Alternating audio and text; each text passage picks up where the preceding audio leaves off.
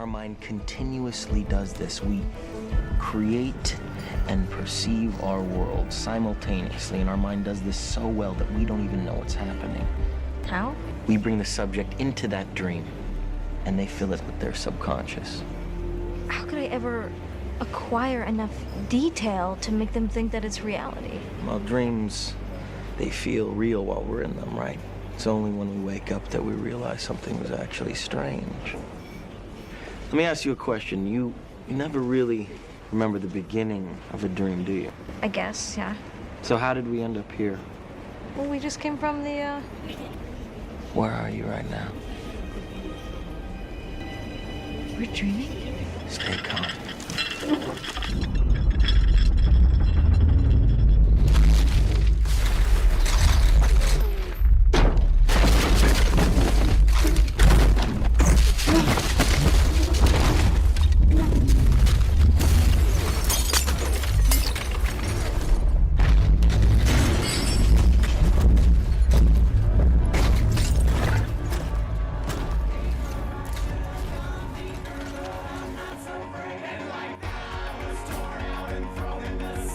Expensive airfare and pesky viruses ruining your summer trip plans? Don't worry, for less than $5 you can visit Nirvana using psychedelics. Welcome everybody to Nick's Nonfiction, here with your host open micer Nick Muniz. Today on the show we have the one and only Timothy Leary's The Psychedelic Experience, a manual based on the Tibetan Book of the Dead. That pesky old 1,000-year book, the Bible of the Buddhists, teaches you what happens after death. They're not trying to make a tithe off of you. They're letting all the secrets out, baby. Are you having cell phone-induced anxiety and tired of Henry Ford's 40-hour work week? The following medications could be right for you: mushrooms, acid, DMT, ayahuasca, salvia, mescaline, MDMA, ibogaine, cannabis, meditation, yoga. Side effects may include liberation, illumination, enlightenment, or self-actualization. Do not call a doctor, for these are the goals of the human experience. For more information, stay tuned and hold Timothy Leary's hand through the textbook psychedelic trip. Ladies and gentlemen, that is our disclaimer. We are going deep as you could go today, deeper than the edges of the universe and beyond. Are you ready to take a trip? This is a little rinser from learning about the machine last month that is the decaying state of America. There's a reason these chemicals are illegal, ladies and gentlemen. For millions of years, through decaying empires and democracies here and there, we have been piecing together the secret of the human condition. And the Tibetan Book of the Dead is one of the best bets we've got. And we've got that 1,000-pager condensed today into 3 bardos. Timothy Leary takes us through the major plot points of the psychedelic journey. Let's learn a little bit about the author before we take this life-altering trip with him. Timothy Leary. That is a name that'll be in American textbooks forever. This guy is a Harvard psychologist. We did not find a hobo under a bridge to be the spokesman for the psychedelic community. Timothy Leary was a teacher at the most renowned university in America, Harvard.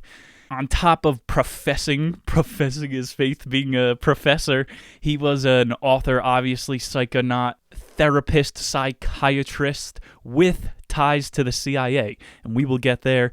But he had a weird life, as you could tell already. He has several World War II service medals. Wife committed suicide, leaving him with 2 toddlers while he was away at war. Imagine that, 8 veterans kill themselves a day in the United States of America, and now their wives are beating them to the punch.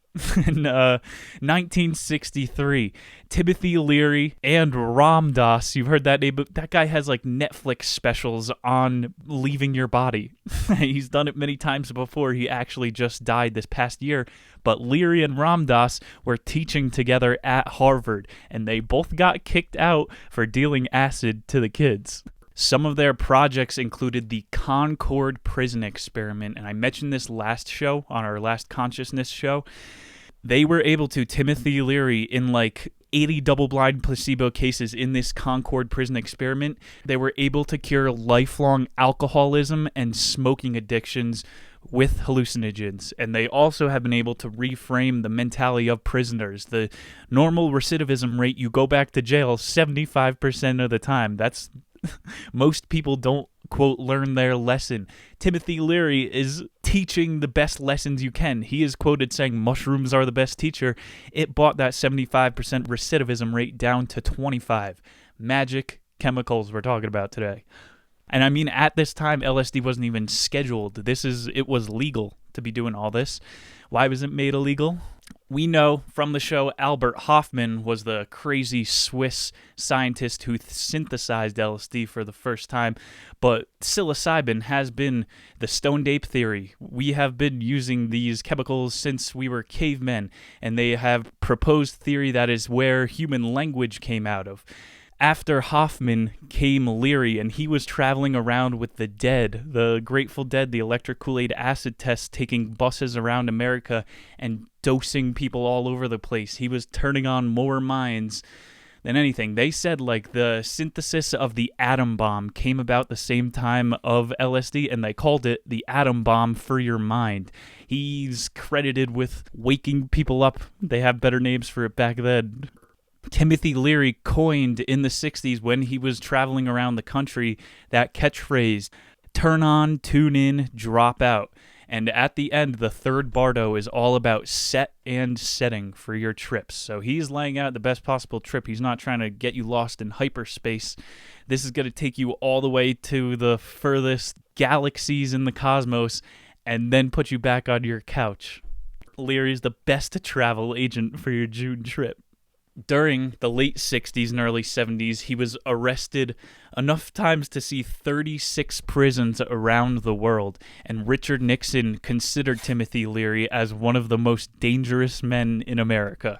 That's not a good thing when the POTUS, the most powerful man in the world, knows your name as a criminal. He was doing, ideas are much more destructive to an empire than warfare. This is why the powers that be were seeing him as a threat, as a rogue agent. In '69, Leary actually ran against Reagan for governor of California. His slogan was, "Come together, join the party." He's using all the pop culture to get himself elected, and no wonder Reagan doesn't like him. Just making enemies from the beginning. One of those 36 times he was in prison, this one was because Reagan had somebody plant a roach on him, just like the butt of a joint, and the cops pulled him over, and for a fee of $25,000 they set his bail at, and it was paid by the Brotherhood of Eternal Love. You might have heard about these guys. It's like a Freemasons for psychedelia. They were able to smuggle him out of the prison, like El Chapo style. And then in the 70s is when he's off the streets. He starts getting into writing, even more dangerous, putting those ideas down onto paper. He wrote mostly about transhumanism and the impending singularity. When you take in high doses of these things, it shows you the potential and likely merge of man and machine that we see happening.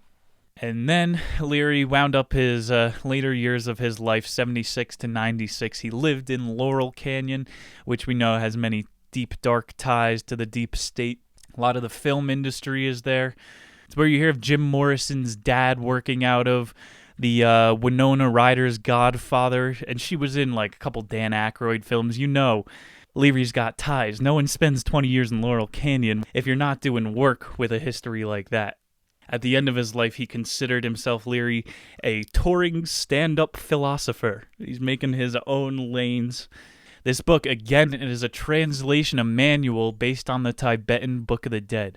And in Indian, that translates to liberation by hearings of the afterplane of death. So this is like near-death experiences put into writing. This is years, fucking centuries of humans passing down stories verbally and it being put onto paper on what we think happens after death. The biggest mystery.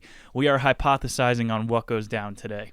So instead of chapters, Timothy Leary has bardos for us set up. We're taking it a step up today.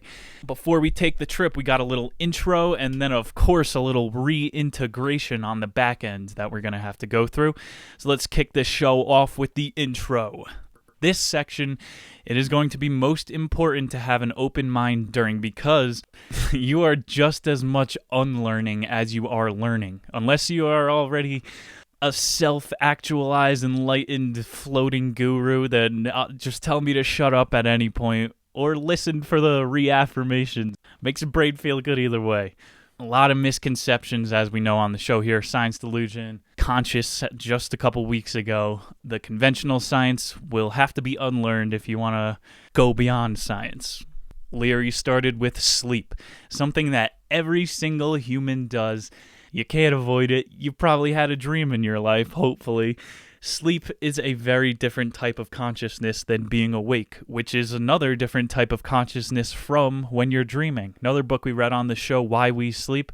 When you are in REM sleep, there's DMT in your brain. You are on this astral plane, as the Indians are referring to it as. Every single human does it, and nobody's gotten a solution yet out of the 7 billion people. Leary describes a psychedelic trip as a journey to a new realm of consciousness, a realm that you don't have access to during the day or when you're not dreaming. It's a different state of consciousness when you're daydreaming as to when you're rationally, critically thinking. You are going to be getting heavy Inception vibes from the show today. I might use that for the intro video. A lot of good monologues from that one, any Christopher Nolan movie. So just like sleep, the scope and context of the experience is unlimited, so it's going to be hard to put a scope around it. It's like when they say the universe is this big, that's the observable universe. There's a lot more unobservable points to this that it's going to be hard to talk about, so you got your trusty host today with you. Point is, just like the sleeping is another realm of consciousness, you might be able to go to another universe in our multiverse where the physics might be different. Yogis call it dropping your body. In the West, we call it the breakthrough experience. Christians call it meeting the white light. The scope of these ideas is beyond language. Thomas Hobbes says you're not able to communicate ideas if you're not sharing the same language. That's why you have to have Timothy Leary translate the Tibetan Book of the Dead so all of our converging reality tunnels can try to make sense. One of the crazy things about these drugs is like a lab rat. If you give a lab rat Viagra, he's going to get the same boner with the same dosage. If you take 15 milligrams of DMT this time and then a week later, you could wind up in 2 totally different places in hyperspace. There is no one reaction to these chemicals. That's what make them so hard to talk about, the scope so moving. It's like a sniper trying to put your zooming on every guy across the multiverse. Just pull the trigger on one. You have to be able to scope in, to be able to share the language, as Hobbes would say, to be able to discuss these things. So we're going to be using words like trippy and woke today, but you understand the aura behind those words. Leary says every explorer has their own map of the world. This was written in the Tibetan Book of the Dead. They were like, we have no idea what the Earth looks like. We all think it's flat or some shit. Every single time one of the Indian explorers take a boat out onto the ocean, they are bringing their own map that they drew.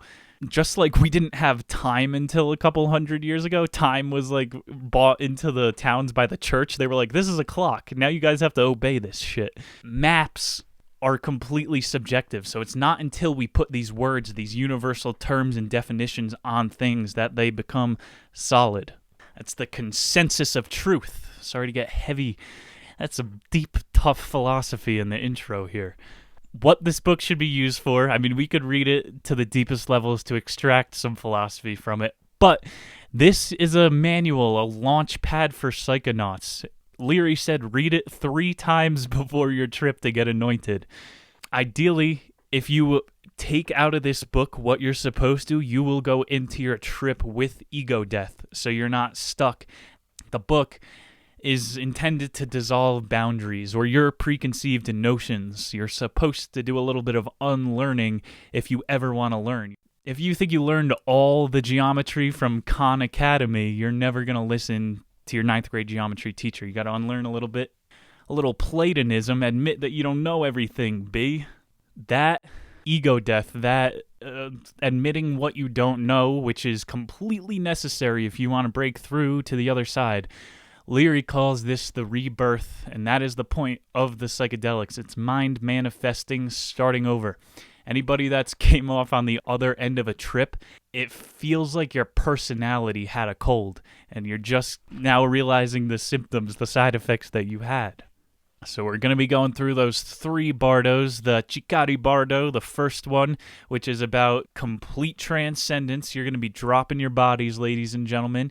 Complete loss of words, grasp of space and time. There is no self. There is no visions. You are pure awareness. After that, there is the Chanyid bardo, the second one, where they say it's like karmic apparitions. This is when the hallucinations really pick up, and it's based on your mental clarity. So like we just said, you're not going to want to tell off somebody that you hate and then go drop a heroic dose of mushrooms. Like, you need to clear your mind. You have to meditate all that shit out, come to terms with your reality before you ditch it.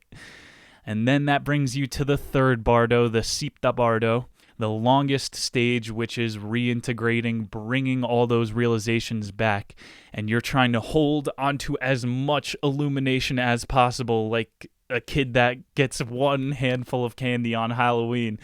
You're going to the psychedelic house, breaking through the doors, and you only get to bring a handful back to your little human form.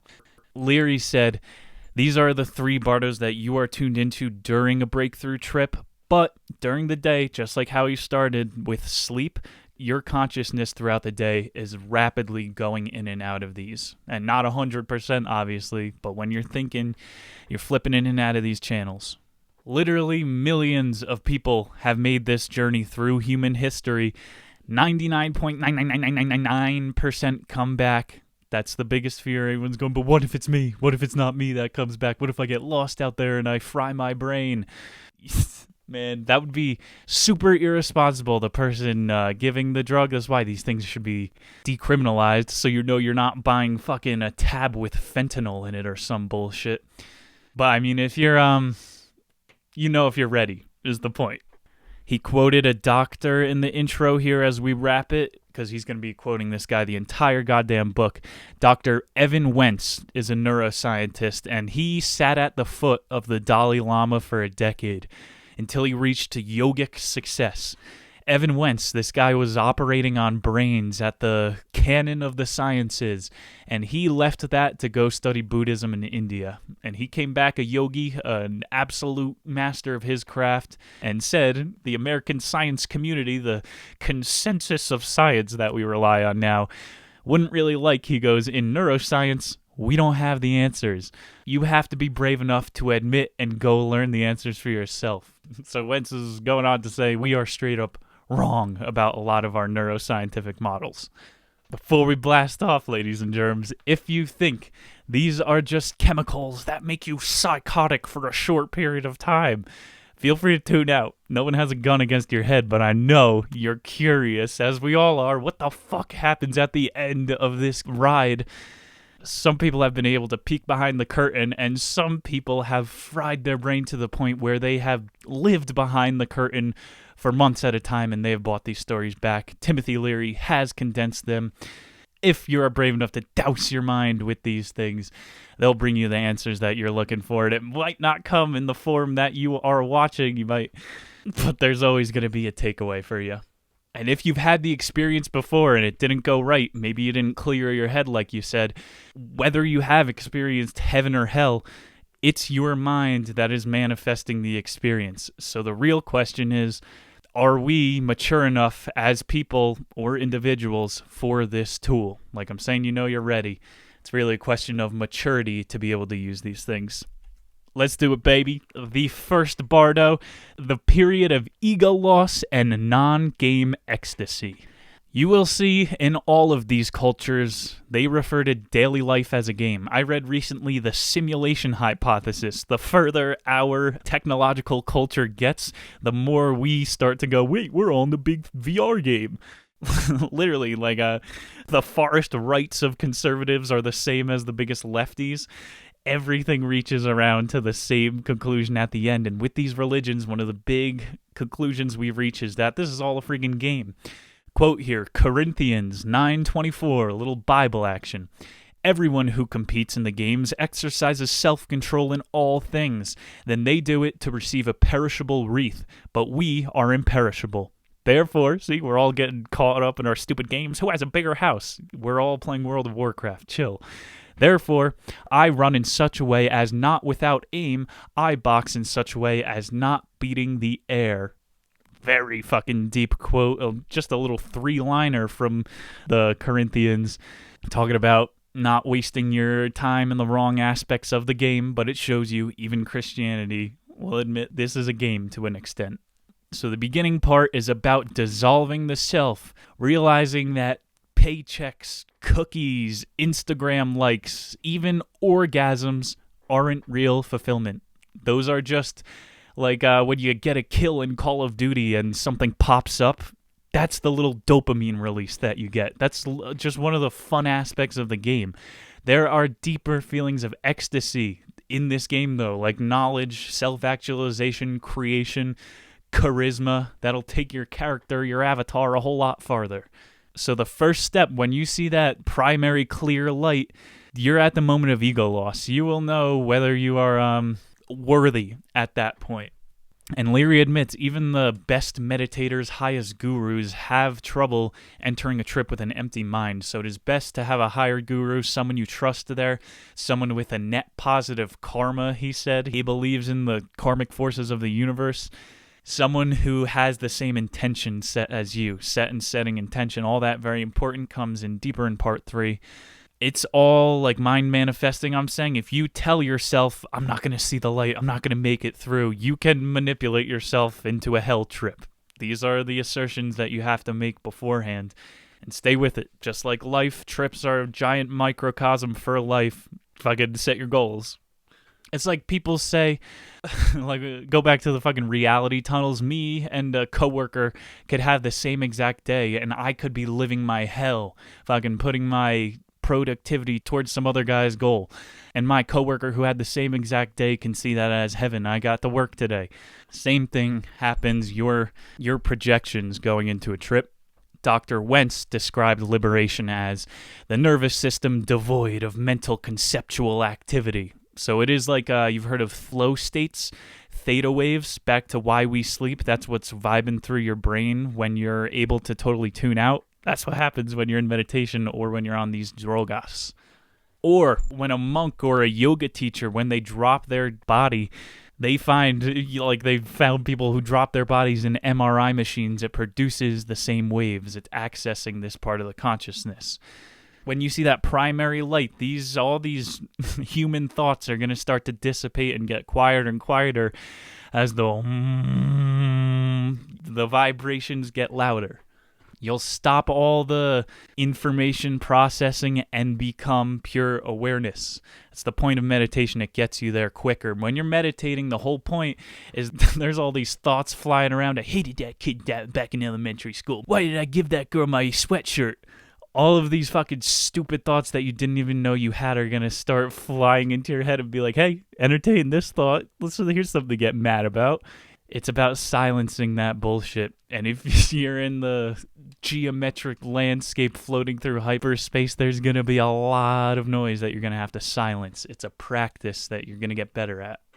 As you approach the light, some neuroscientists call that peering inside for the big squeeze. You see this in Christian murals about the peeling of the self. All of the different layers of yourself come out, even in like pop culture movies. The Stephen King's one about locking everything away, and you see all the boxes unlock one by one. The best way to describe it, Russian nesting dolls. But where do you think those people came from? I guarantee the guy that invented that didn't think of it out of nowhere.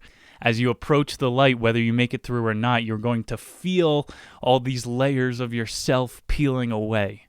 It's like the opposite of the birth process. You're shedding your form rather than coming into one. So there are going to be extreme physical sensations here. We're going to go through dosages coming at the end. So don't pause the show and start getting fucked up.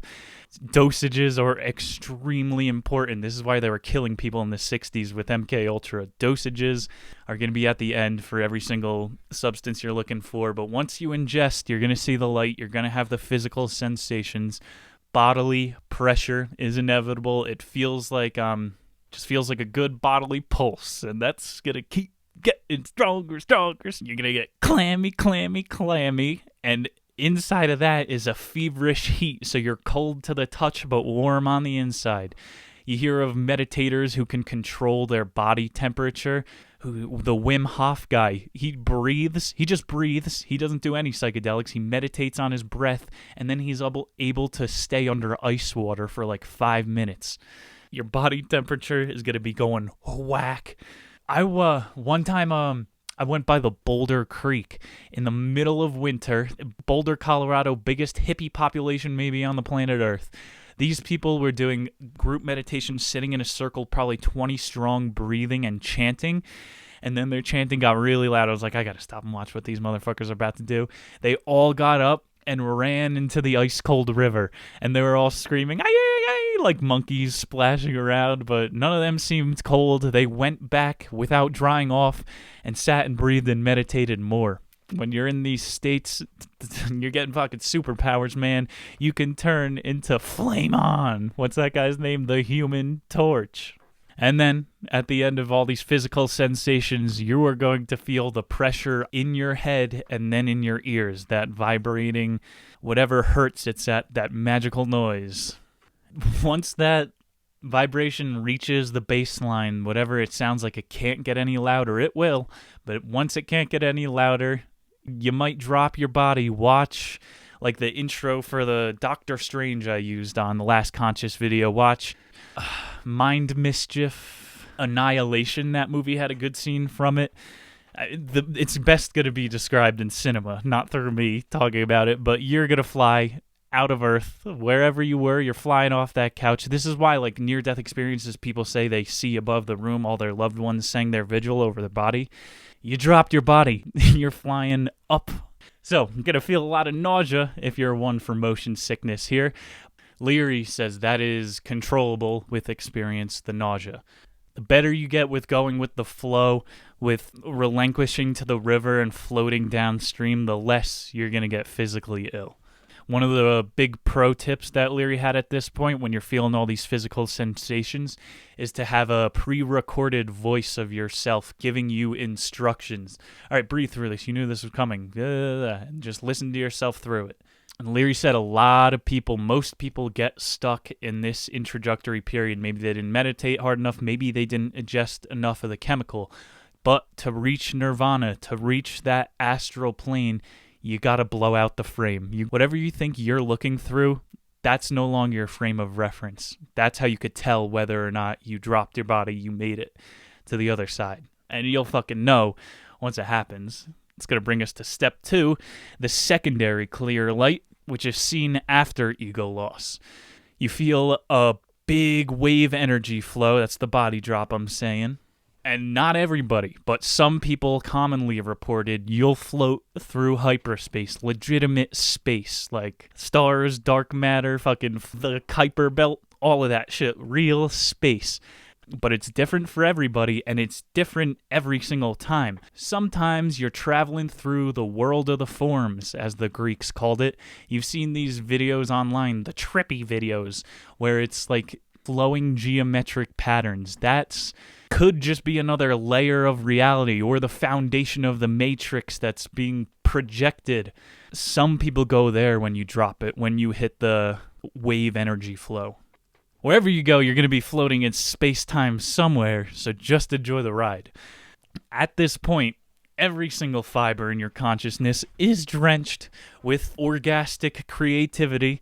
I follow this Instagram artist, Bart Van Hertem. Just look up that guy. He'll get a good idea of the landscape. It's probably the only man I'd let put ink into my skin permanently. At this point, your spotter, whoever you got to watch over your lifeless form, might be seeing you twitching or convulsing of some sort, or even like talking to yourself, but that is a good sign. Leary said you might feel kundalini at this point, which is that ebb and flow of the lower spine, a release of energy. You might get a little horny. You've heard of people that could go into the astral plane and have an orgasm. Leary said the energy is flowing through your ganglionic centers, which I had to look up. It is your chakras, and you feel the flame in your head. That's a very common thing, but that maybe it really is your crown chakra is activated or some shit like that. I talked about, I'm pretty sure it was last couple weeks ago, I won't retell the story of my experience with Reiki on the show, Reiki and those fucking power crystals. When a girl did her little routine to me, I immediately felt shivers and got an erection at Mach speed. It's like the placebo effect. As much as you buy into these things is as much as they are real. I also got in a car wreck a month after I'd let that girl do that shit to me, so maybe she was a witch and she put a hex on me. This isn't self-actualizing bliss. She was doing black magic. We are reaching the end of the first bardo. You have seen the light. You have felt your body melting, and then you have dropped your body. We are not fully into the world of the forms yet. The preceding periods of spasms and ego loss become less and less until you're back in reality, which will be at the end. But from the top, from the beginning, it's like dropping a ball. And with each bounce, it loses velocity, almost at half the pace. So not much to be concerned about. The first wave, the come-up, is always the most intense. It's like getting high, like marijuana. The first time you smoke is always your biggest high of the day, and then you can't get that high. It's that bouncing ball effect. And you're never going to get to these places on marijuana. It wasn't in this book, but he has like a certain dosage for pot where if you take a year off and you smoke, he says like a full ounce inside of an airtight vehicle ideally, and never let a breath out. He's saying hotbox yourself into oblivion.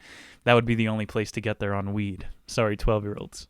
But at this point of the trip, like, it's only going to be 5 minutes that your spotter is going to say that you're gone. But you are moving a light year a second, and you only have a memory of a memory from that first ball bounce, and you have to take your armfuls of enlightenment, of knowledge, as much as you can with you when you come back.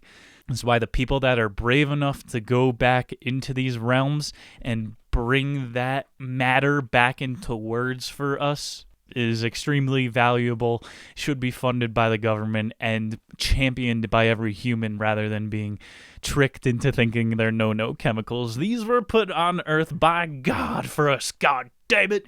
Satan will come for your soul if you demonize these chemicals. See how easy it is to talk like a preacher and make certain things sound bad? It's just like the trip. It's whatever mindset you come into things with. And we are fully into the trip. That's going to take us to our second bardo, the period of hallucinations. You thought we were in the period of hallucinations? Oh, baby, it's only just begun. The second bardo is where we integrate those game revelations. Remember from the introduction how everybody sees this simulation as a game, and maybe it is, maybe we all just forgot how we got here? Well, like I'm talking about bringing as much knowledge back from the sacred realm, the world of the forms. Plato also called it the realm of the good. Sounds like a pretty cool place. People that have been here are taking cheats to the game back with them. It's like if we were all fucking GTA characters. Certain people go to this world and bring back the cheat codes. These people include, in their works, have cited breakthrough experiences. Socrates, Albert Einstein. This is why this guy wasn't accepted into the consensus of science that you guys all think is real science. It's having the balls to do your own thing and see the unseeable. Einstein, baby. Christ. You might have heard of Jesus Christ. That guy, he stood at the burning acacia bush. He talked to God before he was on the cross. Herbert Hess. Buddha. Steve Jobs. Are these people that we emulate in society? Yes, but for some reason, what got them there is illegal. Throw a Buddha quote in there, it's better to be part of the sugar than to taste the sugar. It's probably better to, live your life ignorant, have a nice family, blah, blah, blah, blah, than to try to wake up to these things and break through to the other side. If you have found this show, you are a lost soul stuck in an existential prison like myself. Welcome, everybody. We're in this shit together. Let's try to figure it out together. Let's be the sugar together, baby. Let's be the enlightened sugar. We're going to be a white sugar here on Nick's Nonfiction. White power, bitch. I don't like that one. Buddha, you are the conduit for Buddhism. You're acting like the clergy of the Catholic Church who hide the knowledge. They hid Holy shit, man. Have you ever heard the St. Nicholas story as a mushroom story? That's why you see the red caps with the white sprinkles on it. You can go read into that. Solaritarian, it's not the solstice, something like that. There was a psilocybus related name that Christmas was based off of. Why else would you take your life's work as a peasant and wrap up presents and give your life's work away to your kids? You would have to be high on mushrooms to think of giving everything away like that. Renounce your possessions. Jesus wasn't born with that idea. He wanted to bang Mary Magdalene. At the burning bush, he learned it's better to forgive and give than it is to get. In this period of hallucinations, got lost a little bit there, is when you have the ability to bring back the intergame revelations. You can be the Steve Jobs, the Socrates, and figure out some sort of glitch, some sort of cheat or niche you can corner in the game. So now that you have broken through, congratulations, welcome to the club. You have seen more than most monks will ever make it to. And that's because most monks are anti-drug, and you can make it, apparently, to the river, like Siddhartha said, from just meditating under a tree. But most monks do not report having broken through before. You can get 40 years of meditation in with 15 minutes of DMT. So there are shortcuts, but like we're saying, you might get trapped in the waiting room if you're not ready. There's a built-in fucking mechanism to keep the people who shouldn't be there out, that haven't done their homework, who haven't meditated first. And so here, like in the first Bardo, is when you're pure consciousness. You have dropped your form. You don't even fucking remember Nick. What is a Nick? There's a million Nicks. You are pure energy. You are your soul, maybe. But in this second Bardo, a way to tell that you are there is that you have a memory of your reality. So you will go, oh shit, I'm in hyperspace and my fucking little monkey is chilling back there on the couch. I remember that little bastard. This is why we're doing it. And so now that you have a memory of yourself, you can start collecting the knowledge that you wanted to bring back to yourself. As we Leary brought up, that this is once again the hallucinogenic phase. So you're seeing lights, you're seeing patterns up to this point, but you're going to be meeting some entities here. You've heard of the machine elves. You don't know if these are fucking machines or beings, if they're breathing machines. It doesn't have to appeal to universal physics like we were saying in the beginning of the show.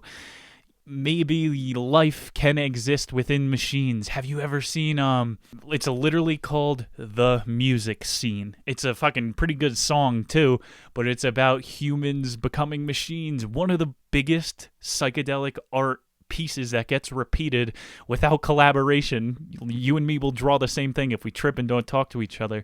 It's a human with a television for a head. Is that what's coming? I've spent days thinking about this. Would that be the ideal form for human?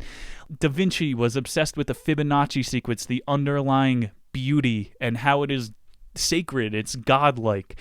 The measurement of the man with his arms up, down, middle. Maybe the human body is the perfect machine, but our faces could be a lot more beautiful. So we're going to replace them with TVs so we all look at each other or just play the Jerry Lewis and Dean Martin show to each other. I know a couple people who I want to give TV heads to. There are more beings to come, but if you let these machine elves to begin with psych you out, you can very well start to sour your trip. Some of the other entities you've heard of, the Joker is like the most popular one there. The Jester, it's more looks like with the fucking bells on the hat and everything. You got the Spoon Man. He'll play the spoons for you to quell you or to distract you from what you're really there for. The Purple Lady, the one that'll show you love. More to come.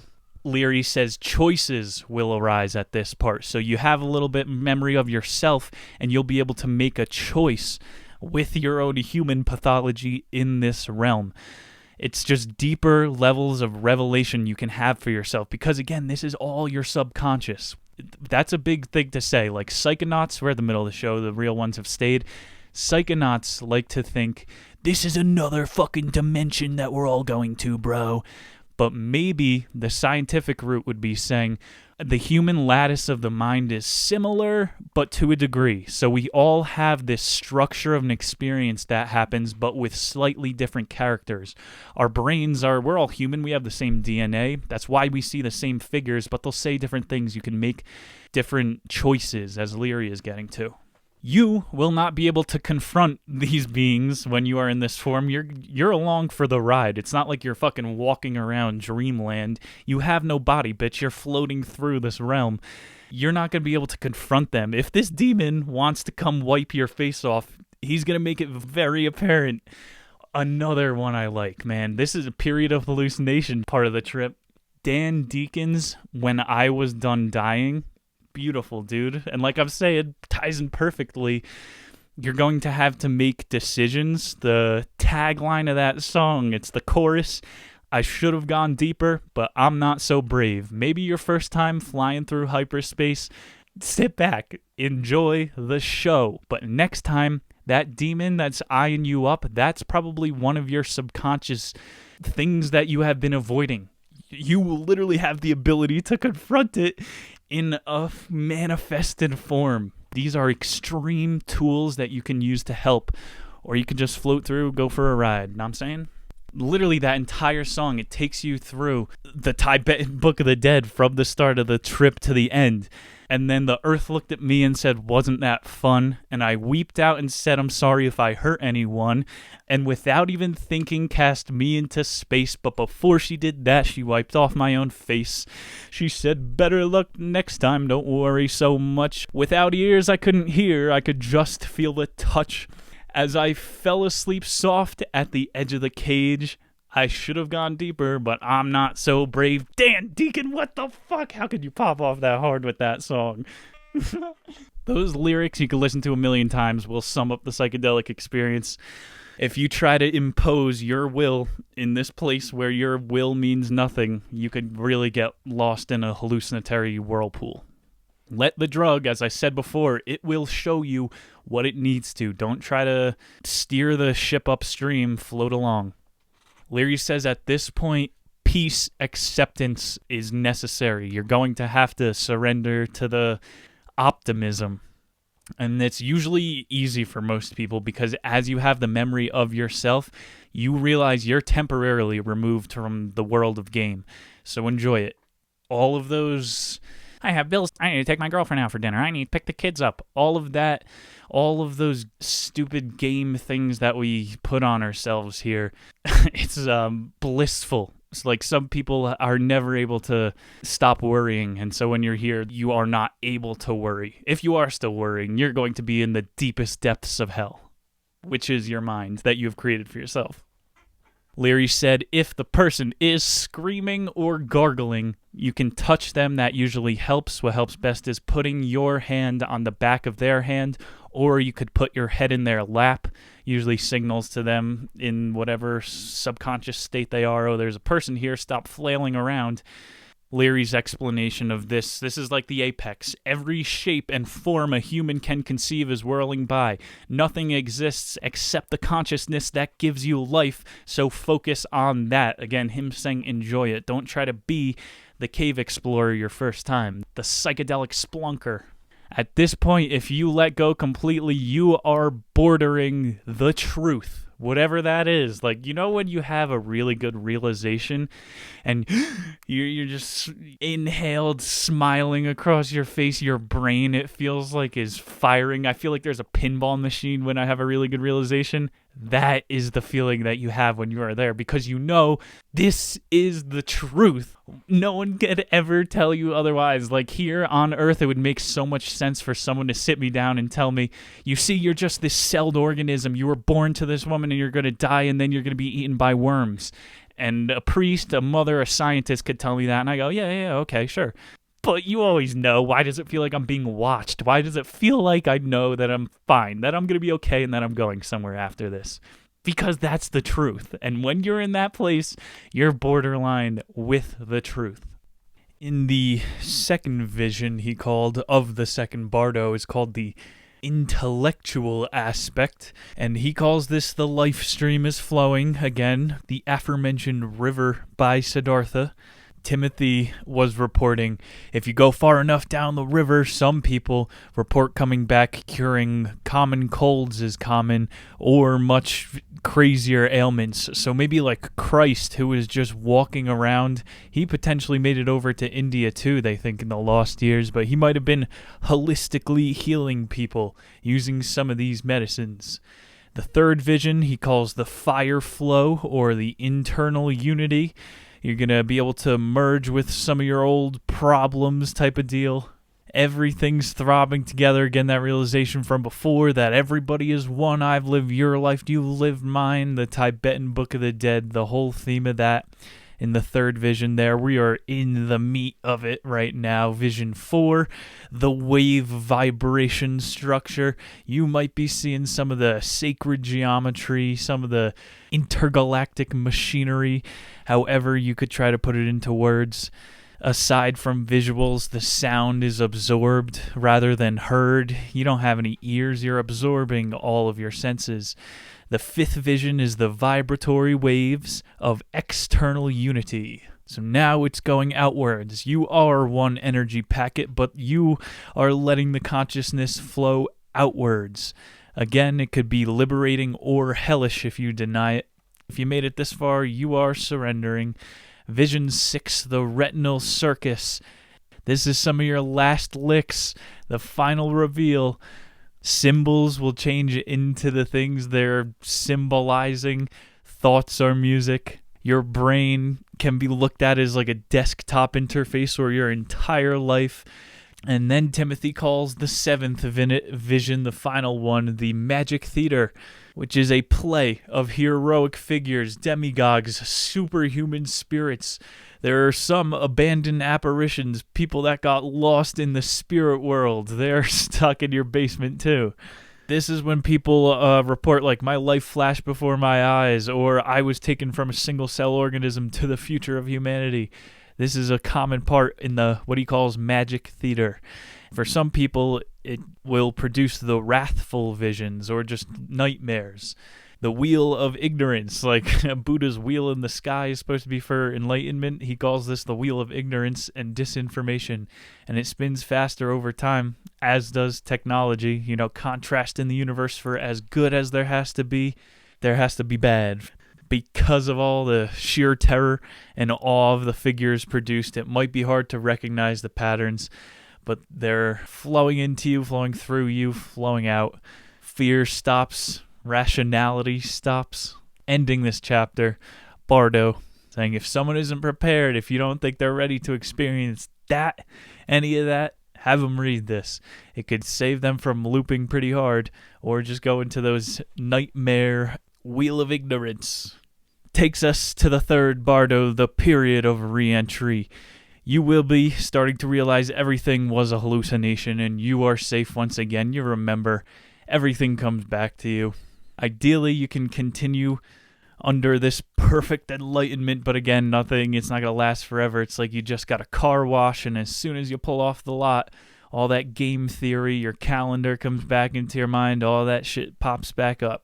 They say only people of extreme advanced spiritual development can do this, can stay in that state afterwards and keep preaching the truths. But it fades quickly, within minutes. This is why they say, like, write down, have trip notes, but if you've dropped your form, it's good to have someone record you, or like your babbles might mean something in a later light.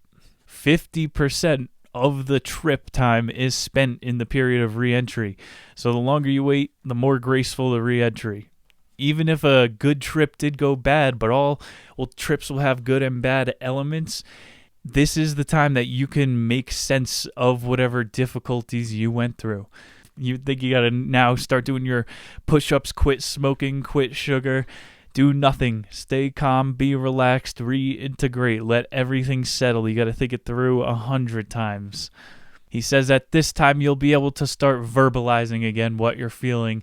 Your first words will be, tingle, why am I tingling? Oh, I'm me. He called in general, the third Bardo is walking down the stairs from a state of consciousness, back into the 3D world. He says it's going to take a while. You might open your eyes one time and it's going to look like everyone's a puppet around you. You're halfway back in the world, but just you'll be fine, man. Just breathe, chill. It's all good. You've heard of like the Massachusetts Salem witch trials? There was ergot in the water, so everyone was tripping their dicks off, and they were like, why does my wife have 9 faces? How is she making me wake up in strange places or whatever?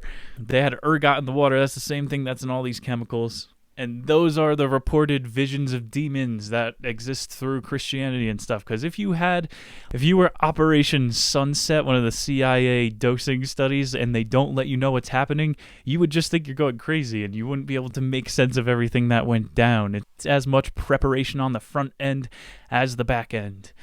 You gotta avoid the demons. The reentry visions are gonna be hard. He called this the samsara, which the Buddhists refer to as your time to level up. Whatever difficult happened for a reason. Confront it. There were second levels of Asaurus, just some more terminology. This is when, like Timothy Leary in the prison studies, when he was able to talk people through kicking their lifelong habits and addictions. It's the time. It's a super influential mind, too, there. So you don't want to put on CNN or Fox as soon as you're coming back. You're going to have a candle lit. You're going to have some pan flutes going. Just chill with that. He called some of these judgment visions, so you try not to be judgy. You could spin it to have a positive meaning.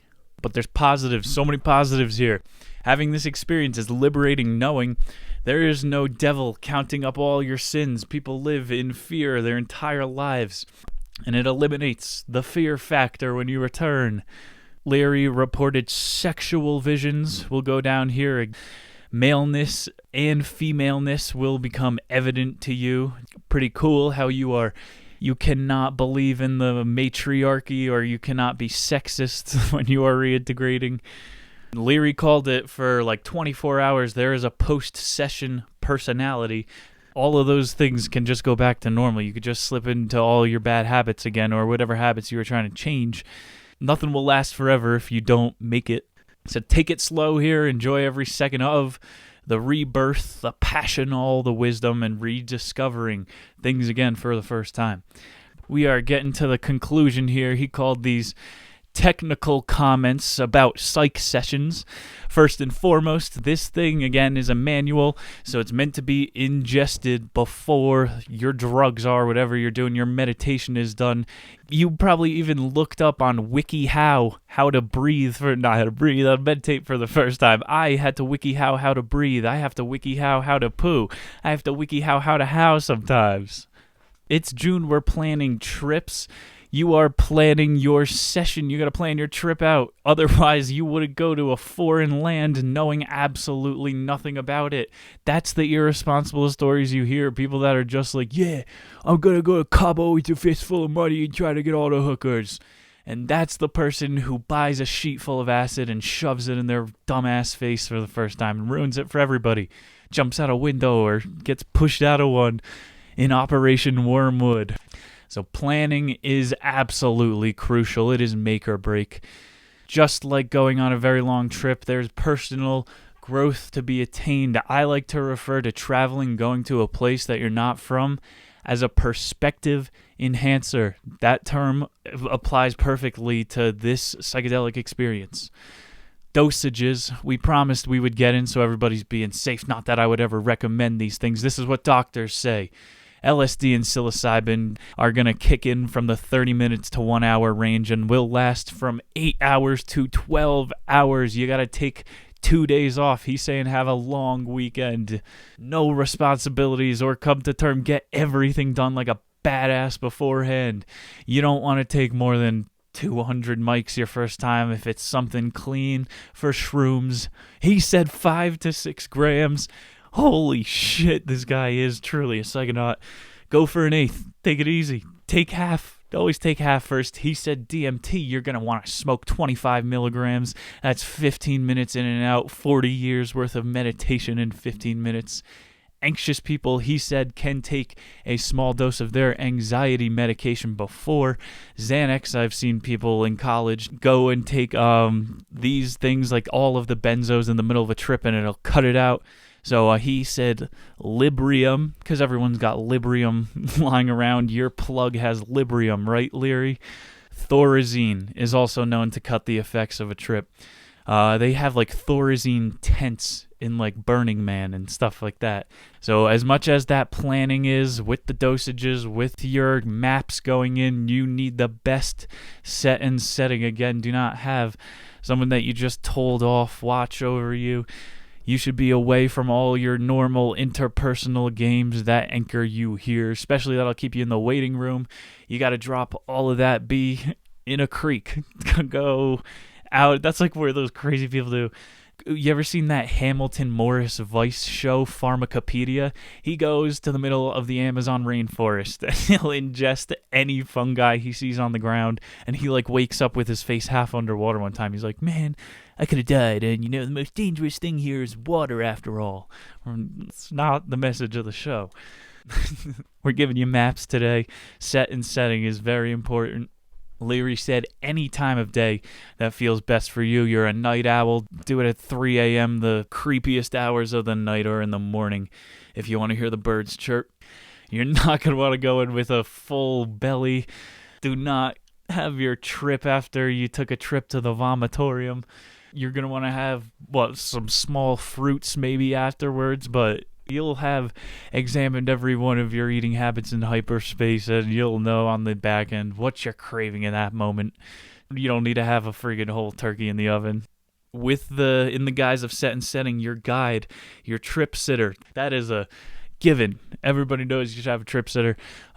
He said they have like a very big influence. If they're like squeezing your arm, that's not going to be the gentle touch we talked about before that can be helpful.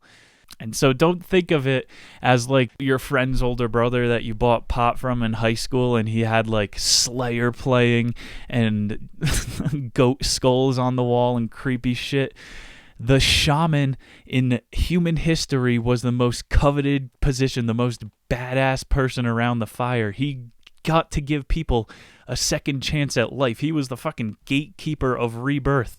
And you saw how that got corrupted now if you wear a silly hat and talk in a funny rhythm and a southern building with a pointy top. You can make money off of gatekeeping enlightenment as well.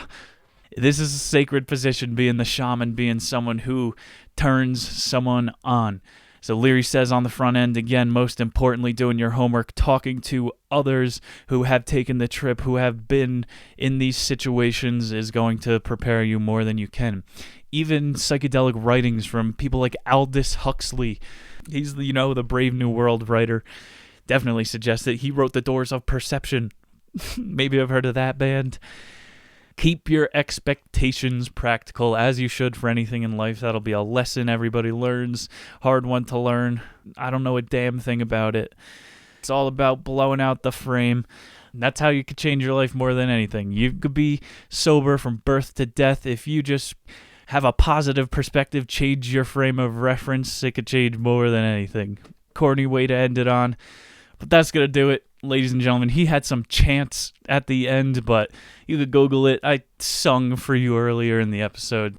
That's our psychedelic journey, ladies and gentlemen. Timothy Leary, the Psychedelic Experience. I appreciate you guys for staying for the show today. Coming up in just 2 weeks, we have a tiny little pamphlet. If you're ever going to read along, this is the one to do it. I think it's like 14 pages, but I could make 14 pages last 2 weeks here on the show. I could talk for an hour.